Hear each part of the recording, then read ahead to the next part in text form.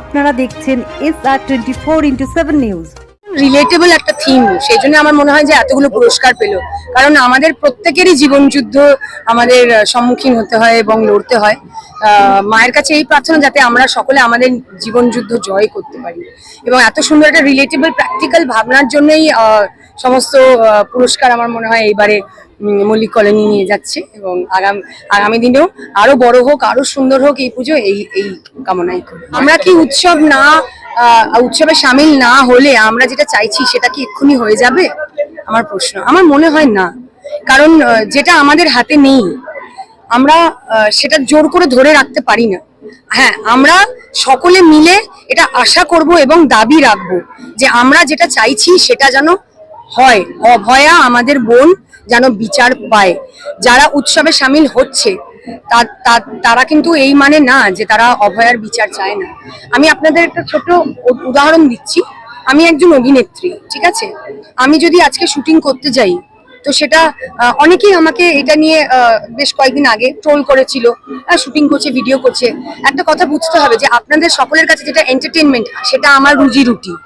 আমি সেই কাজটা করে রোজগার করি এবং আমার পরিবার চালাই আমি। তো আমাদের সবারই তো আপনারা কাজ করছেন না, আপনারা বুম ধরে, মাইক ধরে, ক্যামেরা ধরে কাজ করছেন না, আপনাদেরও তো প্রফেশনাল কমিটমেন্ট। এটা আমাদের কমিটমেন্ট, আমাদের পূরণ করতে হবে। তার মানে এই না যে আমরা বিচার চাই না। আজকে আমরা সকলে, আর মায়ের আশা কি আমরা কেউ আটকাতে পারবো? না। আমি চাইলাম কি উৎসব হবে কি না হবে, তাতে কি এলো গেল? মায়ের আশার কথা, মা আসবেনি। আমাদের ক্ষমতা এবং সাহস কোনোটাই তাকে আটকানোর নেই। Thank you. মল্লিক কলোনি সার্বজনীন দুর্গা উৎসব 75 বছর।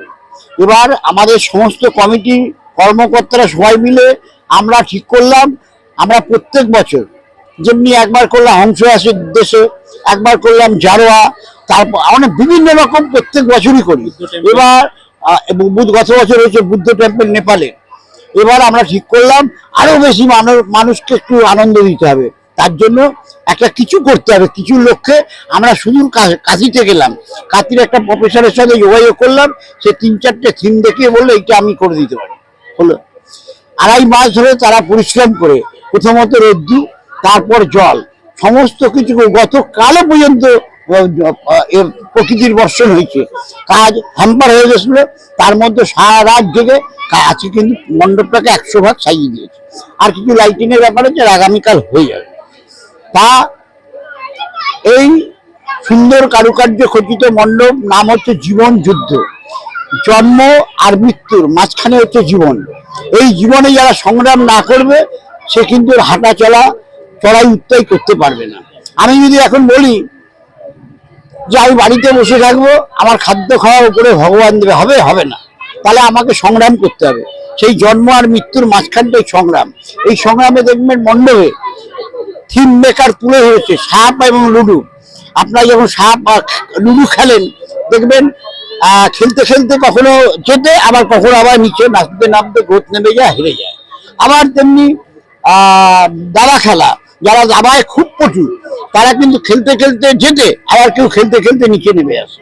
এই সমস্ত থিমগুলো এর মধ্যে তোলা হয়েছে। দেখবেন ঢোকার মুখে মহিলা এবং পুরুষেরা লাঙ্গল কোদাল নিয়ে যাচ্ছে সংগ্রাম করতে, অর্থ সংগ্রহ করতে। সিঁড়ি পেয়ে কেন, আবার সিঁড়িতে আবার নামতে হচ্ছে। তারা যদি বিফল হয় নেমে যায়। তার মানে চড়াই উতরাই মানুষের জীবনে আছে। সমস্ত বিষয়টাই থিম মেকার আজকে মণ্ডপে তুলে ধরেছে। আমরা আপনাদের চ্যানেলের মাধ্যমে প্রত্যেক দর্শনার্থীকে বলবো, পরিবার পরিজনকে বলবো, বন্ধু বান্ধবকে বলবো, সহপাঠীদের বলবো, আপনারা মল্লিক কলোনি সার্বজনীন দুর্গোৎসব এত অভিনব থিম আপনারা দর্শন করুন, মনোমুগ্ধ হবেন। আপনাদের সকলকে আগাম শারদীয়ার শুভেচ্ছা।